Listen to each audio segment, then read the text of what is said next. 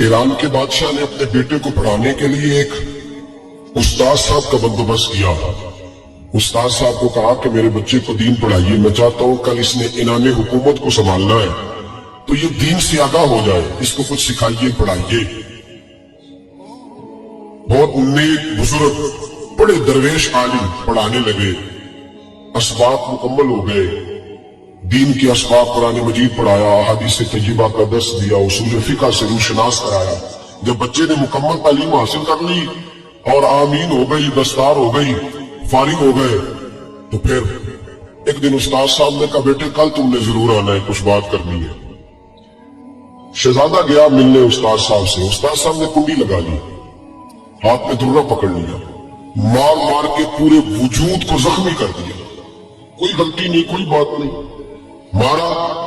अब बच्चा आया आके बादशाह सलामत से कहा कि अब्बा जी समझ नहीं आई, बड़ा मारा उस्ताद। तो सियाने थे ना बादशाह, यहाँ तो कारी साहब रोज कटहरे में खड़े होते, मौलवी साहब आपने मेरे बच्चे को क्यों मारा है? आप 8,000 के मौलवी है, मेरा कई करोड़ का बच्चा है, सवेरे बदल लेंगे। खबरदार आपने बच्चे को हाथ लगाया, अपनी नसीहत में रहे माजल। जो कौमें उस्तादों को कटहरों में खड़ा करती है वो तरक्की नहीं कर पाती।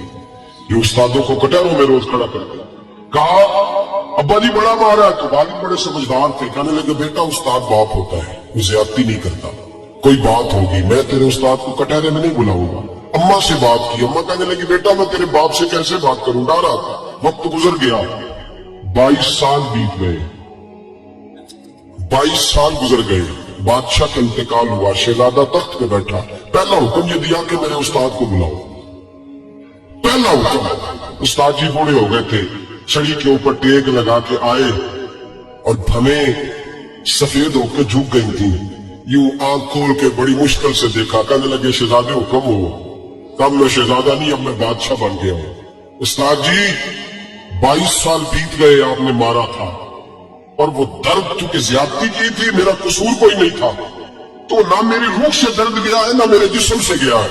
मैं बेख्तियार था, पूछ नहीं सकता था, आज बाइख्तियार हुआ हूं। सबसे पहले पहला हुक्म आपको दिया, बुलाया है, बताए क्यों मारा था, क्यों मुझे मारा था, मेरी ज्यादती बताए। तो उस्ताद, बूढ़े उस्ताद की आंखें आंसुओं से भर गई। कहने लगे बेटे बस आज के दिन के लिए मारा था, ये जो दिन आ गया ना मेरी जिंदगी में, इसलिए मारा था। ये मैं चाहता था मेरी जिंदगी में वक्त है आज के, बस मेरी मुराद पूरी हो गई। कहा साहब किस लिए, मुझे भी समझाए। आप फरमाने लगे कितनी देर हो गई तुझे मार खाए हुए, कितना जमाना बीत गया। कहने लगा 22 साल। और मैं जख्म भूले तो नहीं, दर्द खत्म तो नहीं हुई, तुम्हें बात एक मिनट के लिए भी तुम्हारे हाफजे से महर तो नहीं हुई। का उस्ताद जी रोज रात को याद आता, रोज ख्याल आता था।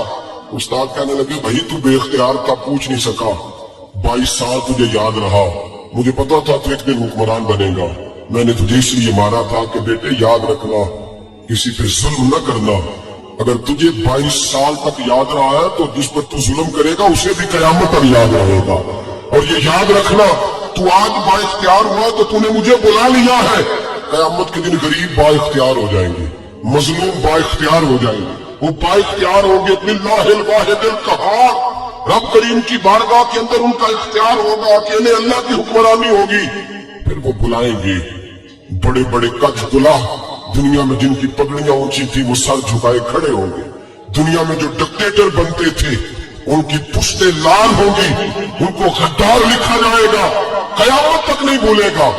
जुल्म करना तो सोच समझ के करना, इतना करना जितना तुम सह सकते हो, इतनी ज्यादती करना जितनी कयामत में तुम बर्दाश्त कर सकते हो। मेरे नबी करीम सल्लल्लाहु अलैहि वसल्लम ने फरमाया जुल्म से बचो, ये कयामत के अंधेरों में से एक अंधेरा होगा। जिंदगी में ज्यादती न करें, अगर थोड़ी देर के लिए कोई चीज बर्दाश्त कर जाएंगे तो वो फायदा दे जाएगी, कुछ देर के लिए अगर सह जाएंगे तो नफा मिल जाएगा। सहने की कोशिश करें।